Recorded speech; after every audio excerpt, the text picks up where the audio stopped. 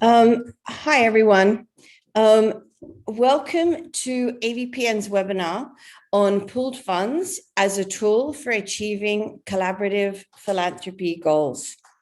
I'm Caroline McLaughlin, the Chief Partnerships Officer at AVPN, your moderator for this session, and delighted to welcome everyone here who's joined us today.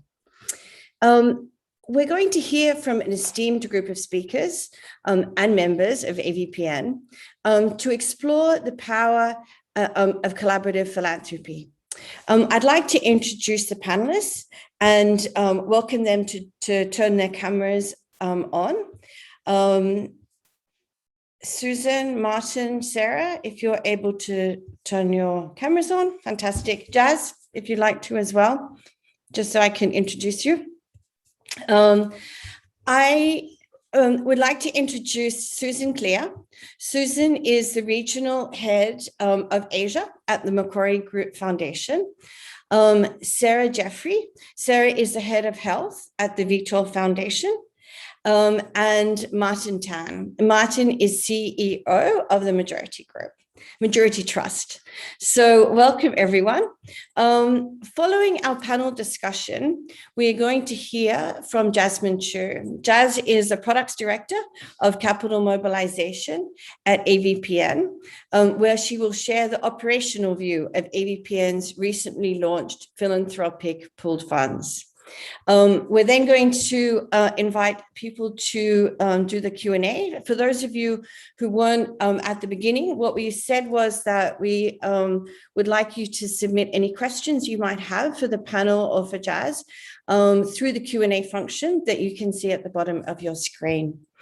Before I introduce the speakers, I just wanted to set the scene as to why collaborative philanthropy is so important, and some of the trends that we are seeing at AVPN through our members when we look at why collaborative philanthropy is so important and why it's growing in Asia. To begin with, collaboration, partnerships, cooperation. You know, however you talk about people and funders and foundations working together, this is key to delivering the impact needed to solve Asia's and the global South, but Asia's most pressing problems. We see three key trends that is supporting this movement towards working together. One is the desire to reach the SDG goals. I think that everyone on this call is very aware that even before the pandemic hit, we were very behind in even coming close to achieving the SDG goals by 2030. I think that what we now see is an understanding that we need to work together to catalyze impact, to mobilize the capital needed for impact. The second kind of key trend we see in this desire to reach the SDG goals and to kind of make it a more equitable way of more equity in Asia is also this emergence of a new generation of philanthropists with a new way of giving. And I think that trying to catalyze the new way of thinking for these new philanthropists is important and is definitely something we see driving this move towards collaborative philanthropy. And then the third is a growing use of philanthropic funding as catalytic.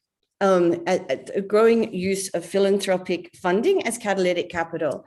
And, you know, if supporting a philanthropic pool fund to catalyze increasing amounts of capital into that fund is really a great way and a great illustration of how philanthropic funding can catalyze more impact. And on that kind of note, as to how collaborative philanthropy and specifically pool funds can be used, I wanted to kind of turn over to the panelists and really focus on the what of collaborative philanthropy. So Susan, can I start with you? Why do you see collaborative philanthropy as important for the Macquarie Foundation? And, you know, was it easy to get the investment committee and other internal stakeholders to support the investment in your collaborative efforts. Thank you, and thanks for the opportunity to join today. It's good to see a good number of people on the line, and and great to be together with some other great panelists who've got lots to share as well. So thank you. I mean, look, I think collaboration is important, full stop. Well beyond collaborative philanthropy, and if there's been lots that we've taken from the last 18 months or so, but I think, an effective way to use resources, as you mentioned, to try and actually kind of catalyze and mobilize a little bit quicker is certainly really important. I think it's important for us because we're a global operation. And so we're constantly looking at ways that we can connect across our own organization as well as externally. And that, so any learnings that we take from the philanthropic piece, we can often also apply beyond and vice versa. We found that the foundation committee were very supportive of our efforts, and we've been doing a little bit of collaborative work for a number of years prior to being involved with this initiative as well in different ways. And I think they also recognise the learnings that come from it and the way that we can progress forward much faster. Personally, I just think it's a really interesting way to engage. There's so much out there that we don't know, and every time you speak to another organisation or person, you always find something new. And I think the more that we can facilitate that, the better. I'll talk a little bit later, I suppose, about some of the challenges. But I do think from a positive point of view, there is, just kind of the more you're out there speaking to people and finding out, the better. And then the final piece, I suppose, is just around the thing that we find as being important is that opportunity to informally benchmark. And so often we are operating a little bit insularly, in our own organisations, and you're trying to get things done, and caught up often in your own activity. And it's really great to have the opportunity to just step back and hear from others about what they're doing. As I say, kind of benchmark yourself informally against where you're up to. And I think that's something that you get through that informal conversation without going on to rankings and being part of that. So that's a way that we can apply. If we take this fund that we're a part of, as an example, we can kind of apply it. We can take some of the lessons from that and apply it to other philanthropy. So I just think that the learnings are so significant. So it's almost like a learning collaborative for funders as much as anything else. So Sarah, can I ask, I suppose, a similar question, like why do you see collaborative philanthropy as important for VTOL? And also, what drives a large organization like the VTOL Foundation to pool resources with partners against that independent kind of, we could achieve this on our own? So it would be great to kind of get your thoughts on that. Yeah, sure. And thank you. Thank you for inviting me on the panel. So I think for us to kind of combine the questions, there are kind of three main reasons why it's important to us. And they are one, which kind of echoes my earlier colleague about learning within the foundation team, and learning how other kind of funders operate, and just the more you work in philanthropy, the more you recognize and value the lens that other kind of funders have and how they look at the same situation and the same kind of grantee and the same kind of broader challenge in particular kind of context, and that learning is priceless. I think also amongst many kind of foundations, the reality is the size of the team is small within the foundations, and when you want to be able to make your due diligence process more efficient, and identify kind of pipeline potentials to bring on board independently into your foundation, collaborative philanthropy is a great way of being able to do that. But I think the other kind of component that's really important for us broadly at the foundation and within collaborative philanthropy is we try to have grantees at the forefront, and grantee kind of well-being and enabling them to do their job better. And collaborative philanthropy facilitates that if it's done well, because it reduces the burden on grantees to host multiple applications to multiple partners, to have one kind of more streamlined reporting mechanism. And often, depending on how the pooled fund has been established, to be able to pivot and be more adaptable kind of in their area of operation, because they're only replying to one kind of centralized kind of holder of that grant, and I think that makes it much more efficient for them. I think that what kind of drives an organization like VTOL kind of within the health space is that there are so many different types of pooled funding, and we're involved in a few others. And that the cross-learning between different types of collaborative philanthropy, whether it's in the same region or outside of the region, I think has been hugely valuable for us. And are you able to just give one or two examples of maybe something you've learned from that? Like, has it been interesting to see how an approach in a kind of region like Asia versus a region like Europe? I think that, so for us, our experience of pooled funds haven't been based in Europe. They've been based in kind of lower middle income context. So either they are explicitly Asia focused, as in this pooled fund, or they are explicitly kind of sub-Saharan Africa focused, or they're global. Right. Okay. Global referring to kind of lower middle income. Okay. Martin, I think it would be really interesting maybe for the audience for you to kind of give a bit of background on Majority Trust, because you are a pooled fund. And so I think you're bringing a different perspective to the conversation, which I think is something we really wanted to value. So maybe kind of one of the things I wanted to kind of talk about is, you know, once you've given that background on Majority, do you think that collaborative philanthropy and pooled funds are work better for specific funds and quick fundraising around issues like COVID? Or do you see it as kind of supporting more systemic change? So I think that kind of short, long-term funding, that from a collaborative philanthropy perspective, it'd be great to get your ideas and thoughts on that. Sure. First and foremost, thanks for having us, having me on the call. Majority Trust is in our 4th year. We are a 100% Singapore-based organization and a 100% Singapore-focused organization. So unlike my colleagues on the panel, I really don't do any regional work, and just really working with donors to see how we can meet the needs. A large part of the organization, or the big idea, is to use research and analytics to surface each issue. And then we go to our donors and to your point, pulling all the resources together and say, hey, one of us can give to one issue, but if we come together, we can actually pool our funds and make a bigger impact, a bigger splash in this particular area. Each of the area that we're in, we have 7 funds now. Not all of them are collaborative.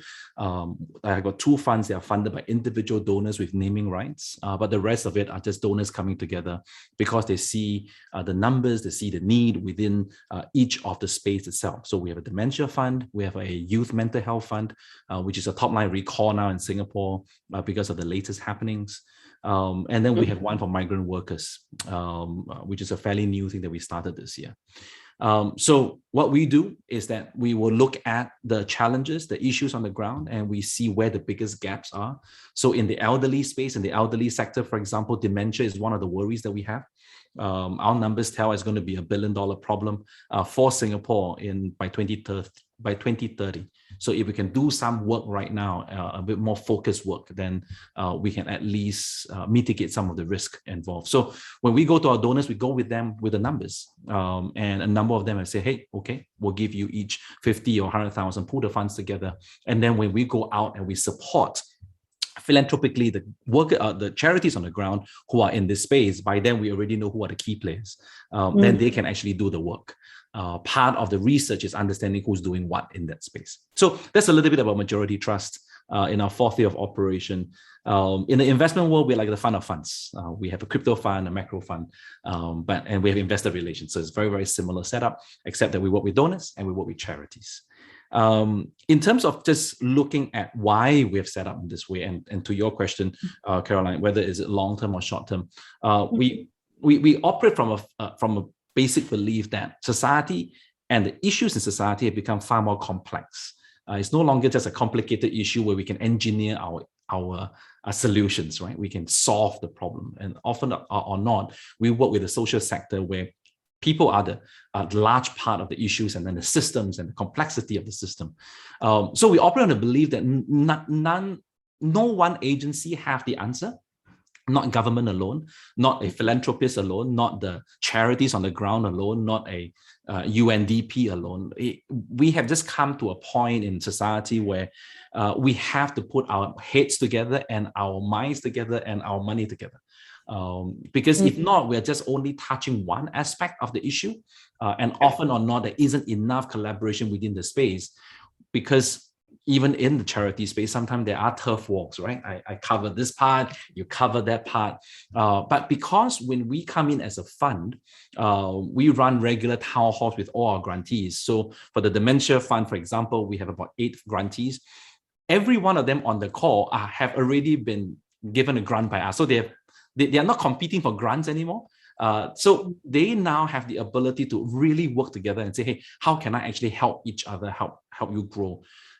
We find that the difficult part is when organizations are competing for grants, then all of a sudden collaboration doesn't work or doesn't take place. But when they are already all grantees and we bring them together under the majority umbrella, then you can engender a certain level of collaboration on the ground. It allows us to also have honest conversation among the funders, right? And say, you know what, this is what the research is telling us, this is what the numbers are telling us. And then we put in our fair share, both in terms of money, in terms of ideas. And I'll end with this probably one unique thing that we have, or not pilot, where we model a lot after Robin Hood in the US and New York, is that every fund that we have is delegated with a grant panel. And is made up of donors. Not all the donors are on board, but a couple of donors are on board. It's chaired by one of my board members. And Majority Trust as a whole, the board of Majority Trust have very little control over where the money goes. The grant panel, individual fund grant panels, have the responsibility of approving the project that come. So the donors have a part to play. So they understand what's happening on the ground. They hear from the people. They discuss among themselves to say, hey, we should actually scale this one up. Actually, we should actually do this. And they bring their expertise as a community together. So if we can continue that way, then we feel that there's a far greater opportunity for relationship building, trust building, and then it allows a greater level of collaboration to solve what we think are fairly complex problems. Okay. Which is great. I mean, it's interesting because I think Susan and Sarah talked about the opportunity for a pool fund to be a funders learning collaborative, but actually kind of building on what Sarah said with the grantees as well, and the ease that grantees have, and not applying for 6 grants, but 1 grant. Well, you're also saying that it also can lead to grantee collaboration and learning. Yes, very much so. Because they're not competing. And so I think that the kind of 2 different learning collaboratives that can come out of collaborative philanthropy and pool funds is really interesting kind of perspective as well.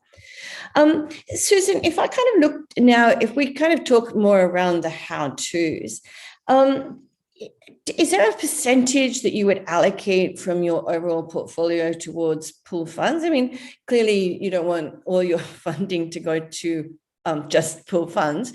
But are you at a point where you kind of say, okay, this is a percentage, or it's very much you have goals and outcomes, and depending on what comes past you, you're able to allocate different opportunities? Yeah, it's more the latter. So we don't have an allocation kind of way of looking generally, actually, around the way that we would be looking at dispersing funds. I think like Macquarie, the foundation operates in a positively opportunistic way. And so we try to avoid kind of limiting ourselves by saying, X% must go to this type of thing. And I think, again, learning from the last 18 months is you never know what's going to come around the corner. And so I think we've certainly done a bit more around collaborative efforts. As I was thinking about this for today, we've both done it from a partner point of view, and kind of how do we start to connect organizations working in a similar topic area, as well as through a funder collaboration. So I think it is, so it's not always about it's not always about the money. And so in terms of percentage, it's not going to be, just that we're specifically putting funds into a fund as the only way that we would see collaborative philanthropy as taking place. It's also around what are the ways that we can, all the things we've talked about, I suppose in those shared learnings. And so that's where I think we're probably if you're looking at allocation, allocation of time, I would say that me and my counterparts around the world, we are spending a lot more time on a collaborative outlook. What are the ways that we can learn from each other? And I think, Sarah, some of your comments earlier, about kind of how you can then apply that more so. I think it's more about allocating, it's more about identifying and taking advantage of the opportunities when they come through than having a specific allocation. Yeah, and I think kind of then building on that, Sarah, I think kind of one of the questions that we kind of discussed was, what markers or characteristics of the fund do investors like yourself look at before becoming a part of a pool fund? Because that's kind of leading then from kind of Susan's comments. So, once you've thought, okay, this is the right opportunity, what are you looking for?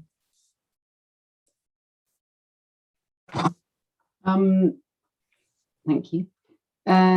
So I think it's finding the right ingredients sometimes where you will shift from perhaps regularly kind of co-funding with certain kind of funders, and that being a kind of very sort of positive and straightforward experience, and wanting to get the balance right between kind of maximizing that but not ending up kind of enabling a pinball machine where the same grantees are going back and forward across kind of networks, and smaller, or not smaller, but sometimes smaller or just different organizations aren't able to kind of raise their head above the parapet and wave loud enough for you to see them, and that's often down to being time poor, to be honest. When I'm looking at whether I have the bandwidth to be involved in pooled funds, because there are lots, when they go wrong, they go really wrong, or can do. Now I think I'm much kind of clearer. So criteria number one is that egos are left at the door.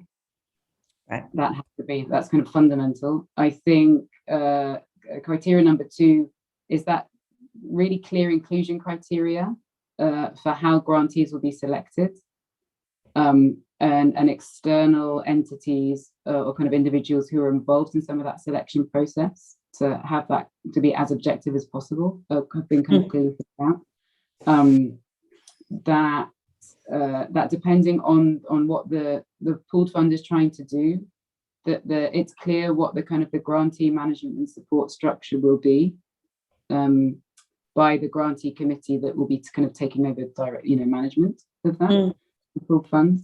Especially if it's a fund looking to support smaller organizations. So that's really funds looking at kind of grassroots localization of aid kind of agenda. And the other sometimes is to be honest, is the overhead costs. We've looked and been asked to look at funds kind of historically kind of focusing on areas of interest for the Vital Foundation around kind of community health worker kind of models, and the overhead costs were just too high for us, and that's something that our investment and approval panel wouldn't be happy to support. So it doesn't mean that the pooled fund didn't hold value. It wasn't going to be effective from a systems chain perspective. It just meant we weren't the right membership for it. Right. I think that Martin, I think Sarah's original comment, like no egos. I think, it's interesting. It'd be interesting to get your perspective, as you bring together a kind of structure of a fund. And I think that, we really looked when AVPN was setting up their funds at, how to create this clear inclusion framework. And, that tendency to want to help everybody become part of it, but actually being really kind of structured and thoughtful as to how you're going to structure it. So it'll be interesting I'm sure you've put some stories as to how you manage the donors. And maybe that's why you have two funds with that are named that aren't pool funds. So it'd be great to get that experience. I need to look at the participants list first before I say. They're all great. They're all great people. No, when Sarah was talking about leaving ego at the door, I was smiling because it's very true, right? I mean, I read a report once at SMU where people give, philanthropists give because of 3 Fs. They give because of friends. They give because of, was it the favor? The last one is faith. So faith is one of them. Faith is one of them. And then friends is one of them, right? 3 Fs. People give because of this 3. So faith is or ego, right? Or to a certain extent, it's I wouldn't say a big part in it, but it's definitely part of the equation.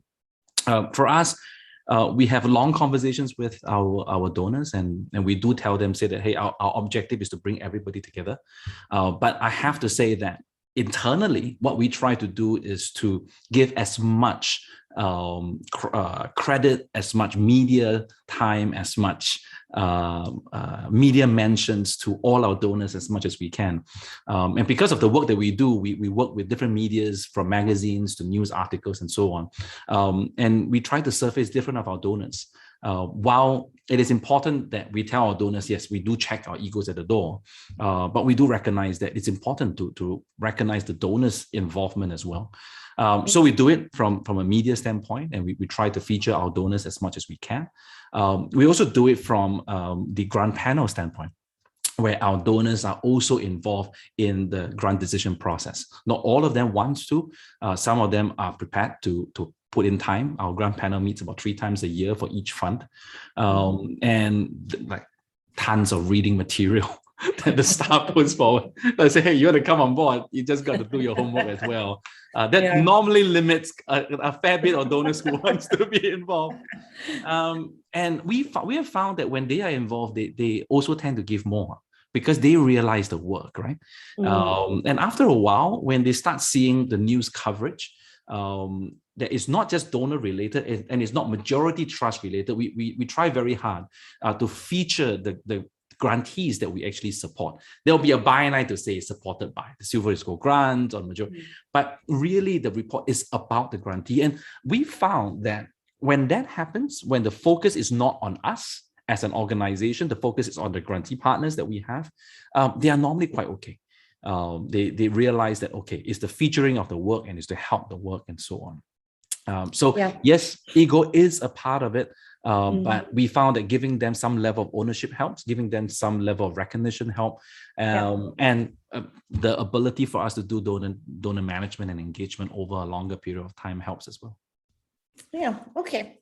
And I think that in terms of the overhead costs, that's also an interesting one, right? Which is, do you find that you've got different structures for each of your funds? I mean, we're kind of getting into the little bit more of the nitty gritty, but it would be just interesting to understand how you manage that overhead cost with all of them.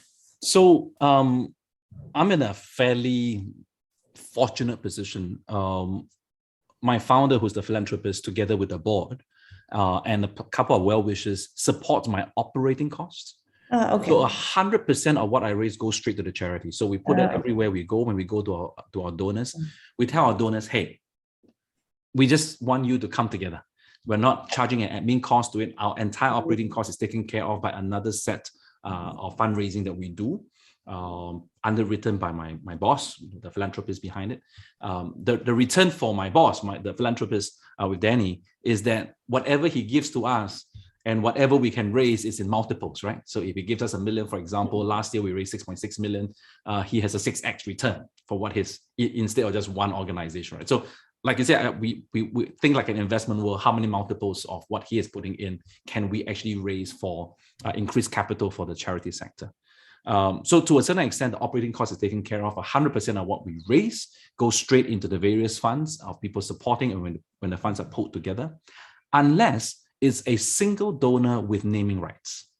If it's a single donor with naming rights, then we have a 10%. And we tell the donor, we say that it's very hard for me to tell other donors that, hey, everybody is the same, everybody don't get naming rights, and we don't charge. But if you have naming rights, then I think a small fee will help us with the administration side of things. So that goes into our operating costs.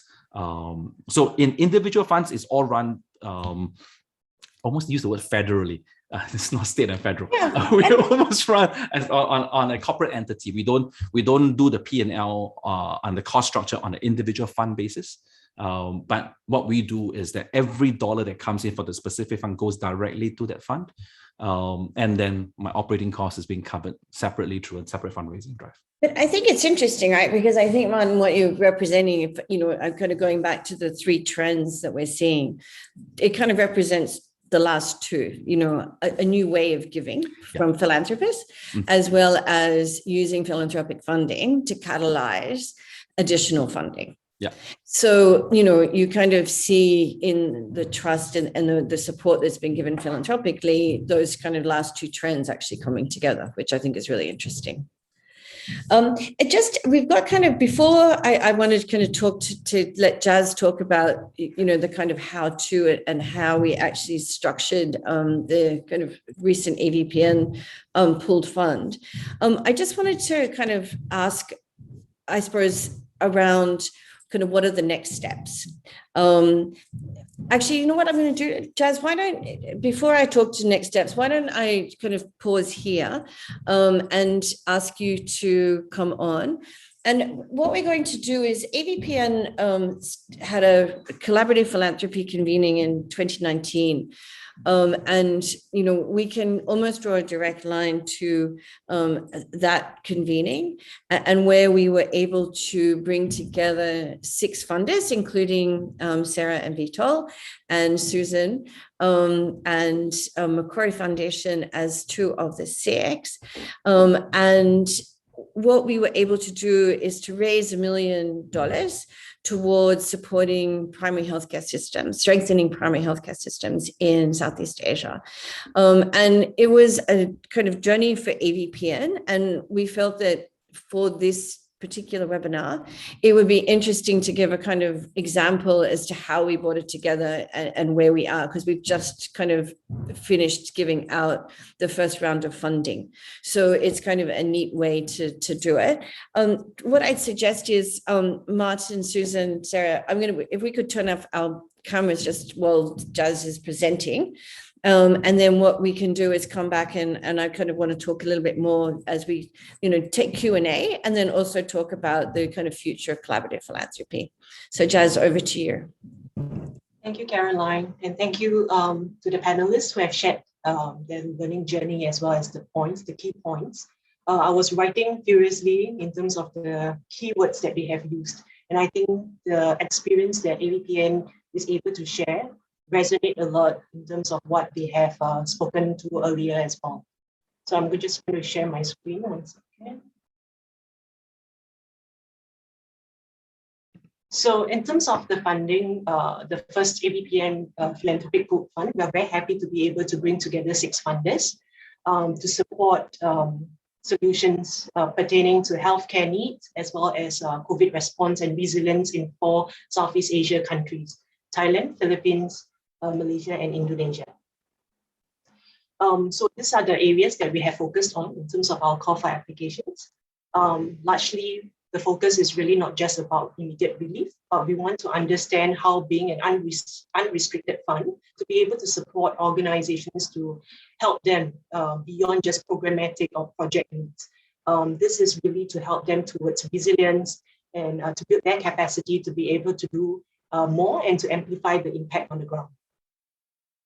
So it's very interesting because I think Susan mentioned that one of the reasons why they have joined is about the different types of learnings and how there could be a centralized, Sarah mentioned as well that there could be a centralized go-to platform where then there could be efficiency of the funding deployed.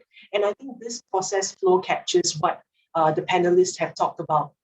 In terms of where we are looking at in terms of looking for the types of solutions in the 4 different countries, I think through AVPN, AVPN being a membership network, we have worked with a lot of different funders, and these funders in return have supported a lot of organizations on the ground.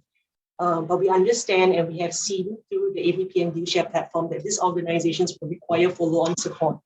So I think it's the concept of the collective as well, even on the impact organization side. So I think Martin mentioned about how we do not want to just look at the competitive aspect of how organizations have to compete for resources. I think through this environment that we have seen, we are able to reach out to organizations from within this community, and the objective is to really strengthen the work that they have already been doing. And I think we are able to receive great interest in the fund because of the work that AVPN has on the ground.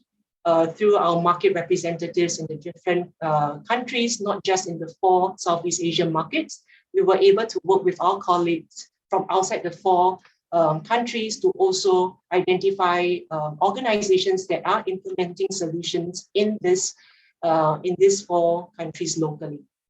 So we were able to, through 4 information sessions that we have organized, we were able to identify, we were able to garner the interest of over 250 impact organizations. And also speaking about the community, about the network, the effect of the network, we have also partnered with one of AVPN members, Tactic, to establish the what I would call the infrastructure for us to manage the grant process, the application process.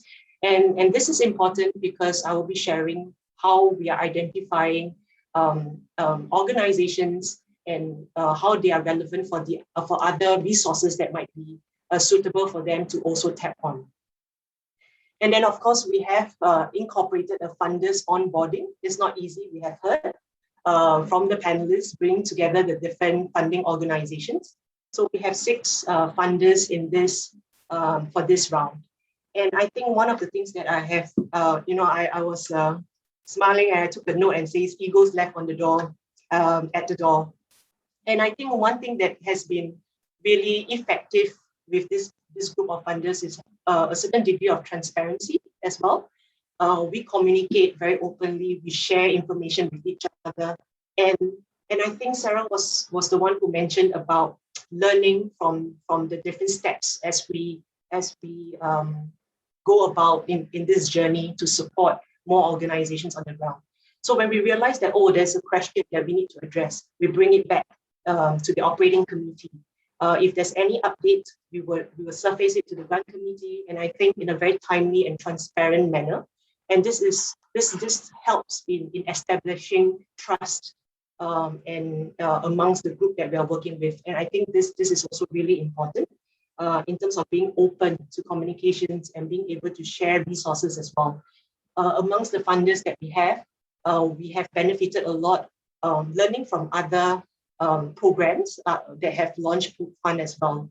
So we learned from those in Europe. I had a call with an organizer in the UK to understand how do they manage the different grant sizes as well, for instance. So I think this funders onboarding is not just a step in the journey, but it is really about how we can understand what are the objectives from each funder, and we bring it to the table, and then we feedback in a positive loop, so to speak. So I mentioned about being able to tap on AVPN's the internal network. So we have different rounds of review to help us identify the potential grantees. As we are still finalizing the last step in terms of the paperwork, we will not be releasing information on the data and the grantees at this moment. But we are able to. We have a lot of resources that we are able to tap on, understanding how the solutions are relevant on the ground to the specific market by tapping on our colleagues' experiences. And then this is, of course, then feedback to the grant committee so that we can have a discussion around how we identify the grantees. And I think there was also quite a bit of conversation around what are the insights that we have gathered from creating such a philanthropic fund. I think for us, by working with the organizations, by listening to the organizations, we are able to also understand what is the context of the solution, why is there a need to push through certain interventions. So you can see from this slide that from our review of the applications, we were able to identify what are the top 3 needs across markets and what are the top needs per market as well. And this kind of information is something that we will bring to the table to share not just with the funders of this pooled fund, but we will also be sharing with the network of funders and resource providers to see how we can identify follow-on support. And in terms of course, financial support is very important for these organizations, but we are also talking about them being resilient. So being able to understand what is some of the non-financial support requested is also important for us. And this ties back into the work that we have been building around the ViewShare platform to understand what are the resources that we can match and be able to recommend to the organizations. So this is a snapshot of the kinds of solutions and interventions that we have seen coming through the applications. This is a summary of what you have seen from the previous slides as well. So how do we look at supporting the applicants as a next step?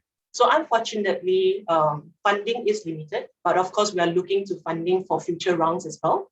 But what we are able to identify is to understand how some organizations will be relevant to access other funds. So AVPN has also worked with other funders to launch different philanthropic funds, and we're happy to be able to identify organizations from this effort to also recommend them and to put them into the pool for consideration to tap on the other resources. We are also looking at how we can make targeted recommendations to resources based on our understanding of what capital providers have brought to the table. And this would include capacity building programs.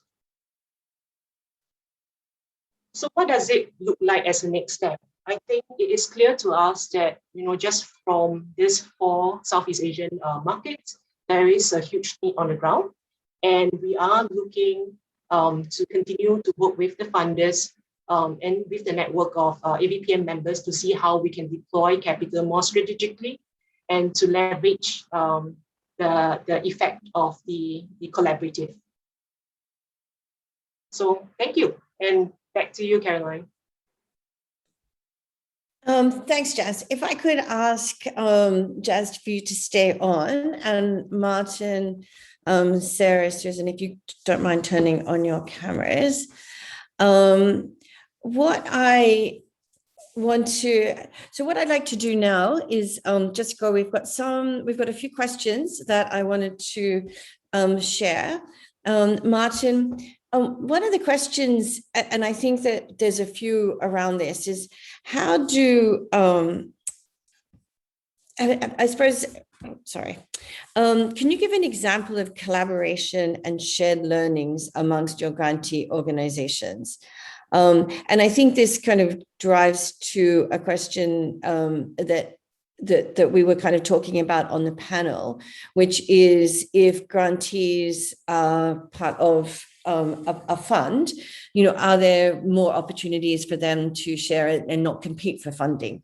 Yep. So I think that if you can kind of talk to that, and maybe we can also talk to Susan, Sarah, if you have some thoughts on that after Martin talks.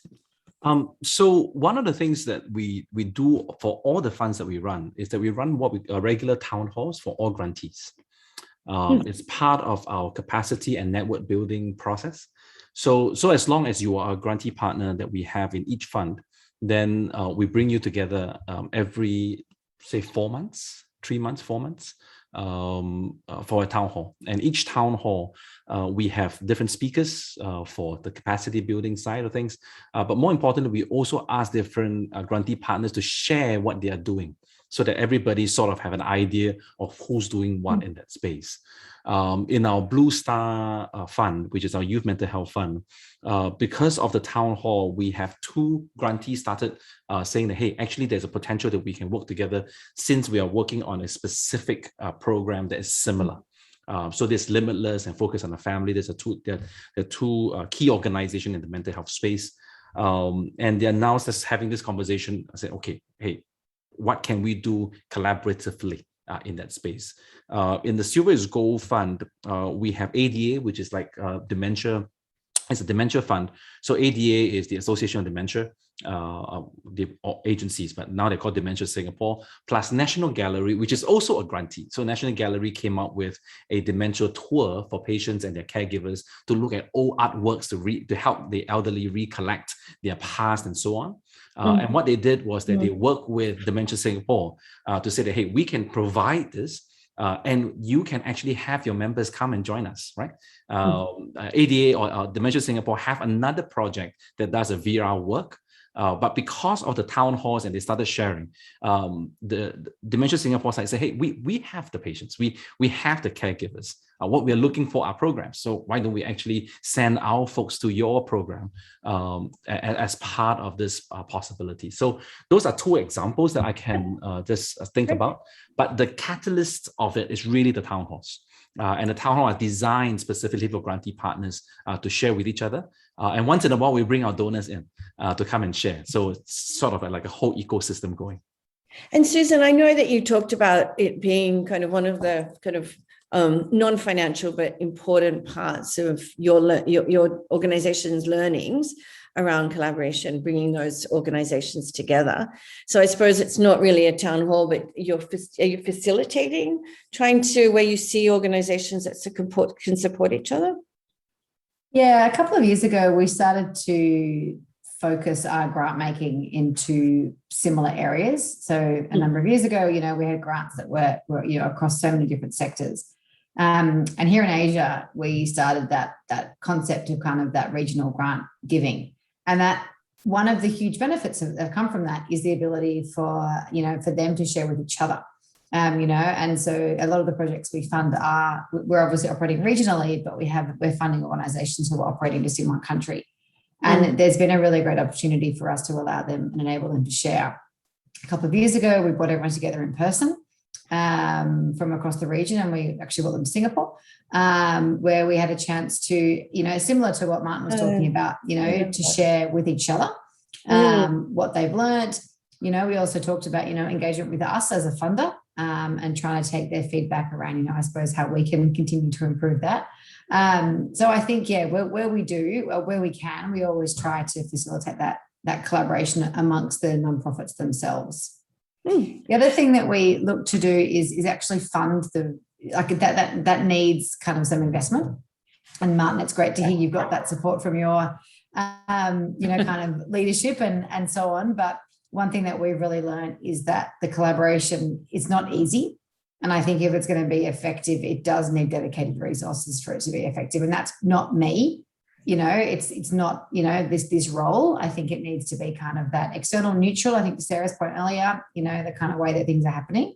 And that's one thing that we probably, where we can, we always try to ensure that there is some kind of external support to help that facilitate that collaboration as well. Yeah. And Sarah, do you think that, because your portfolio is around health, do you think that makes it a little easier because I was just interested in like what Jazz shared around the learnings from the applications that came in.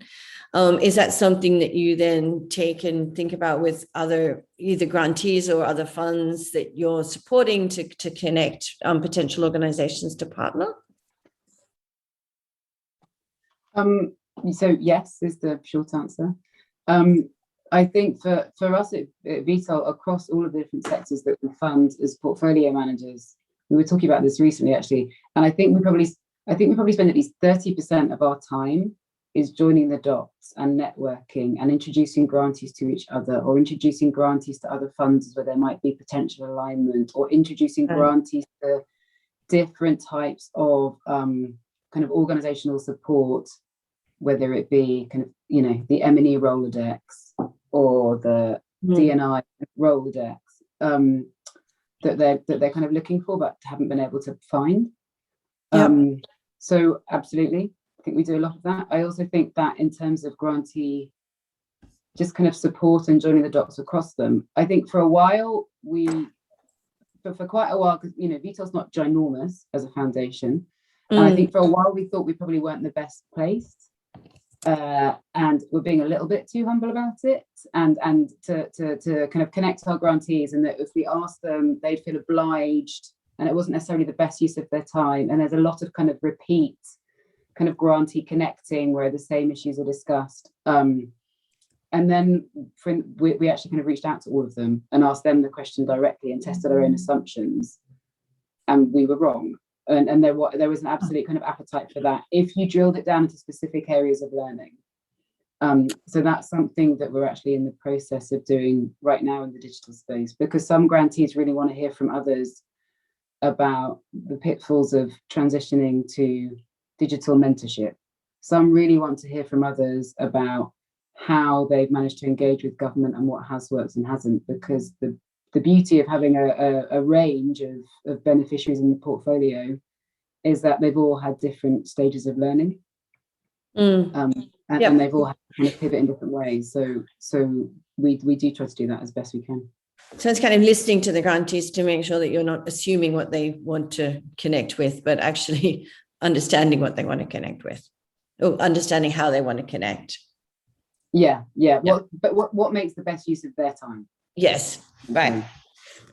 And I think kind of, Jazz, one of the questions that has come in is around how do you introduce doers or kind of people on the ground in the decision-making on grant deployment.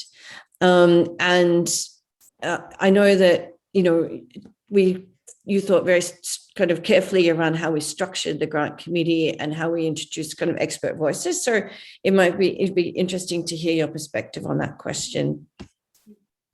I think this is an important question, and we try to be very inclusive right from the beginning, no matter whether is it the review committee who is doing the first card, the eligibility card, in terms of the outreach, in terms of ensuring that we are sending and communicating the opportunity to the impact organizations accurately, or if we are tapping on our funders who bring together, our panelists here have a wealth of experience. And within AVPN, Caroline also, in speaking to a lot of members and funders, you have feedback. I think that it goes back to I would like to say the positive feedback loop.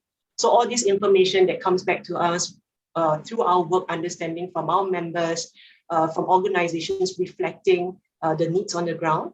And then as we bring it through the different stages and we try to review the applications, it's a very inclusive process.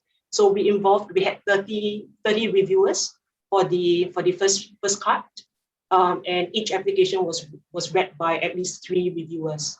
And even then we would, and I think the next point relates to the transparency of the information. So we try to package the information, we share it in advance to ensure that the relevant organizations can bring it back to consult and to tap on the relevant expertise as well. So at the different stages, we try to make it a very inclusive process as much as possible. Okay, thanks, Jazz. I think we have kind of 5 minutes left, and I really wanted to use that opportunity to reflect on kind of what next. One of the questions that's come in says that there's several pool funds in the US, but we're still starting out in Asia. And is time the only reason for that lag? And I think, we all understand that there's probably lots of reasons for that lag, particularly in terms of how we can move funders globally and locally to work together towards issues. And I think we've discussed a lot of that. So I think if we could turn to kind of what next, as collaborative philanthropy does start to take off in Asia, it would be good to get your thoughts on what you would like to see happen next, and what you are seeing happen next. And Martin, maybe you can, if I can kind of kick off with you, are you seeing other countries, other region, other countries in Southeast Asia come and ask about majority trust and how you've been structured? Not really. We everyone, this is an opportunity. Martin's here to. we asked you. I do have to say, and really, this is also to Susan's point. Being 100% focused in Singapore, which is a really, really small country, makes bringing people together much easier and less costly. It's just one Zoom account. that works really, really well. So a lot of what we do, we're still trying to make it work. So when we're really not at a stage where people are saying, oh, we've heard about what majority trust can do. And I mean, there are local foundations that have asked us about what our thoughts are. We've worked with governments in terms of the research side of things. So there are some questions now coming our way in terms of how we're doing what we're doing, especially on the research side of things, social impact measurement, using counterfactuals and so on. So we see a lot more collaboration along those lines.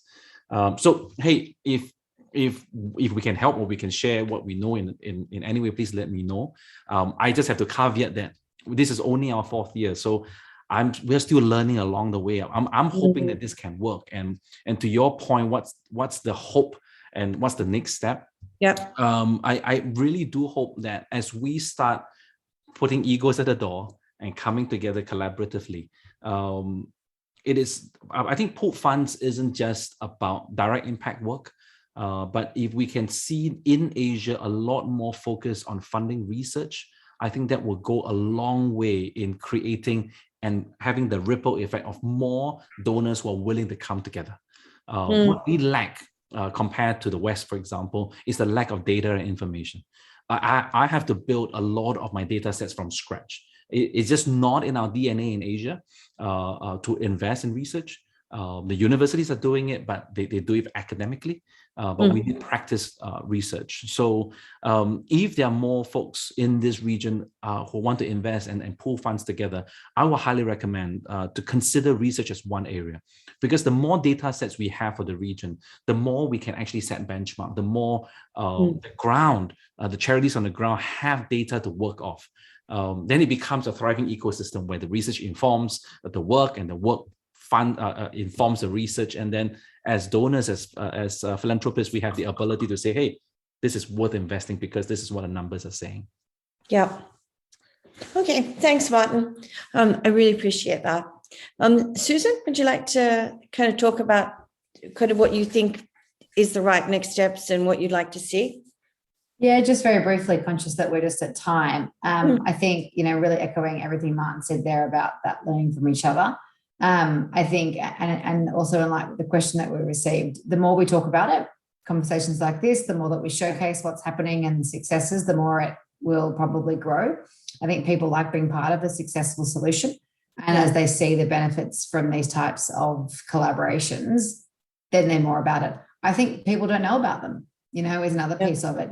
People don't think that they can fund together. And so then I think once you get aware of it, like all of it, you will probably be keen to get more involved. So that's something I'd like to see, I suppose just kind of more awareness of this as a way to fund. And I think a lot of what Martin said there about highlighting different types of funding, with our experience with the AVPN fund, we funded projects that we wouldn't have known about, different types of things. And I think that's, just opens our connections and networks as well.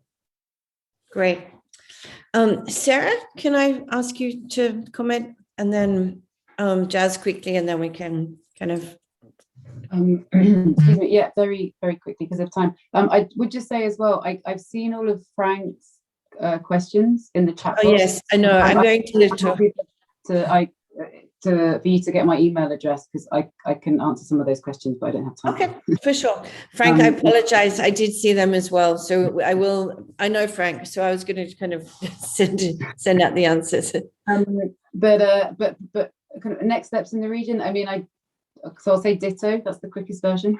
to kind of what my colleagues have said. I think that we want to kind of be more efficient. Donors want to be more efficient, and we want to enable our grantees to be more efficient and just give them the bandwidth to look after themselves and to do the job that they've kind of entered into. And I think data equals donor alignment, and it's really hard to align donors outside of it being quite ad hoc and based on personalities and kind of intuition. But it can be far more objective and therefore much more likely to scale.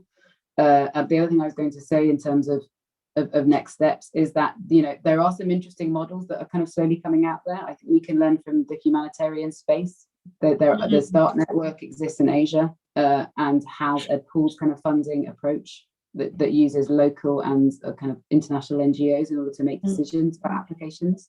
I think they're worth looking at. I think there are ideas looking again in the humanitarian space at pooled funds where peers manage the funds as well, which is kind of an interesting concept, which I think speaks a bit to the chat from the Catalyst 2030, kind of looking at that. And I think the third, the last period has shown that there have also been kind of funding collaboratives that have been really kind of come from the ground up. So you've had NGOs identifying an issue, coming together, finding a solution. And there was a big kind of COVID-19 fund for Africa, and it was all around PPE for community health workers. But the genesis of that was an INGO saying, we're going to put this much of our unrestricted on the table, and then bringing donors together to identify where the gaps were, to bring partners together to identify where the gaps were, and enable all of the doers to be able to get a better price point for what they needed, and then to actually be able to kind of scale the delivery. So I think there are very different approaches to establishing pooled funds, basically. No, and I think that's exactly what we were, I think trying to also bring out, like, how do we move on, and how do we take those type of examples and think about how we can introduce them into Asia as well. Jazz, any final comments before we sign off? I just echo what everyone said. And I think that this is the first step, or one of the first few steps, and we can get in touch with each other and be in touch so that we can share the different points. No, absolutely. And as I thank you all for, first of all, thank my panel, our panel, for being part of this. It was a great discussion. And, I learned a lot myself just from kind of thinking through from the funder and the grantee perspective and the learnings that can come out of it. Jazz, thanks for sharing on the first round of AVPN. We're looking forward to kind of the second round, and being able to make even more impact around this kind of all-important area of strengthening primary healthcare systems in Southeast Asia. And, I think that if there are any other questions, or you want to kind of contact anyone on the panel, please reach out to us. We are more than happy to connect anyone with with the panel, and answer any questions that you might have about kind of collaborative philanthropy, pool funds, and next steps. So thank you all so much for joining. Have a lovely evening or day, depending on where you are in the world, and look forward to kind of talking to you all soon. Thanks so much.